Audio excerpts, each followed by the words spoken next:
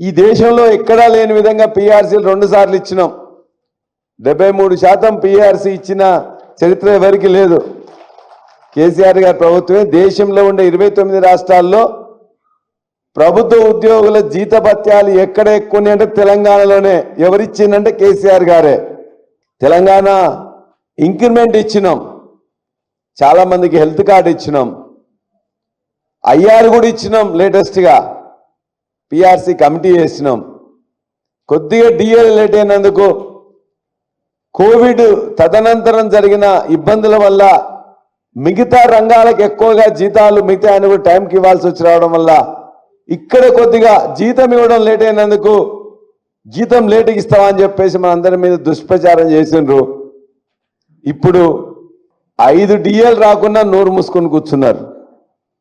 5 DL రాకున్నా PRC ఊసెత్తకున్నా రోజుకోరిని ఏసీబీలో బొక్కలు వేస్తున్నా అన్ని నవరంధ్రాలు మూసుకొని కూర్చున్నారు ఇవాళ ఉన్న ఇక్కడున్న గవర్నమెంట్ ఉద్యోగస్తులు.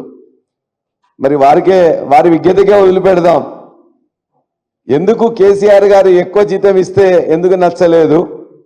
ఎందుకు ఏ నెల జీతం ఇవ్వకుండా లేము? 5వ తారీఖు కాకపోతే 6వ తారీఖు 7వ తారీఖు కోవిడ్ తర్వాత వచ్చిన పరిణామాలలో అంత చేసినాం తప్ప తెలంగాణ ఇంక్రిమెంట్ ఇచ్చి అత్యంత ఎక్కువగా పీఆర్సీ ఇచ్చి పీఆర్సీ కోసం కమిటీ వేసి ఐఆర్ ఇచ్చి కొద్దిగా లేట్ జీతం ఇచ్చినందుకు దియలేదో 2ో 3ో రాలేదని చెప్పేసి లేటుగా అని చెప్పేసి ఈ ప్రభుత్వం వద్దు, మాకు వేరే ప్రభుత్వం తీసుకొద్దాం అనుకున్నారు. 18 నెలలు అయింది. వాళ్ళని పిలిచిన వాళ్ళు లేడు, మాట్లాడిన వాళ్ళు లేడు. ఎప్పుడైనా ఉన్నట్లయితే మేము చేస్తామని చెప్పేసి అంటాం కానీ మాట్లాడిన వాళ్ళు లేరు. 5 డిఏలు మేనిఫెస్టోలో పెట్టుకున్నారు. ఎప్పటి డిఏ అప్పుడే ఇస్తామని చెప్పి దాని గురించి కూడా మాట్లాడటం లేరు. వాళ్ళకి రావాల్సిన వాళ్ళ రిటైర్మెంట్ అయిన ఎంప్లాయీస్ ఉంటే వాళ్ళకి ఒక్కొక్కరికి 50 లక్షలు 60 లక్షలు వస్తాయి. ఆ 50-60 లక్షలు ఇవ్వడానికి కూడా 20%, 10%, 10 నుండి 20% లంచం ఇస్తేనే కానీ వాళ్ళ యొక్క రిటైర్మెంట్ బెనిఫిట్స్ రావు. అది వాళ్ళ యొక్క దుస్థితి. ఇవాళ అందుకే వాళ్ళందరూ కూడా మళ్ళీ ఆలోచిస్తున్నారు బయటపడట్లేదు. ఎందుకంటే ఇందులో బట్టి వీళ్ళకి వ్యతిరేకంగా ఉంటుంది కదా అని చెప్పేసి మొత్తం కూడా తేలుగుట్టిన దొంగలాగా ఉంటున్నారు.